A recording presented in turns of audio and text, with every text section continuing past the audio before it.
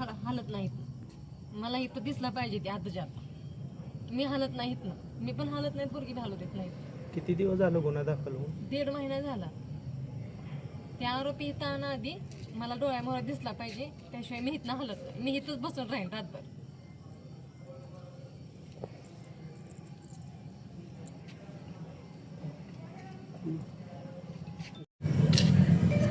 8 तारखेला प्राजक्ता म्हणजे माझी बाची हिनं विषप्राशन केलं. तर 11 तारखेला आम्ही गुन्हा दाखल केला पोलीस स्टेशनला. त्यानंतर पेशंट 5 दिवस पंढरपूरच्या हॉस्पिटलला ठेवला कानेजला. त्याच्यानंतर पुणेला नेला, दीनानाथला नेला, परत डेक्कनला नेला. 2-3 ठिकाणी आम्ही फिरून परत सोलापूरला पेशंट ॲडमिट केला. 15 दिवस तिथं होता. त्याच्यानंतर जगताप हॉस्पिटलला 3 आठवडे होता. तर आज तागायत 1.5 महिना झालं आरोपी फरार आहे.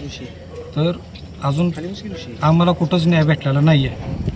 आज आमचं माणूस गेले तर आम्हाला न्याय मिळावा हीच आमची अपेक्षा आहे.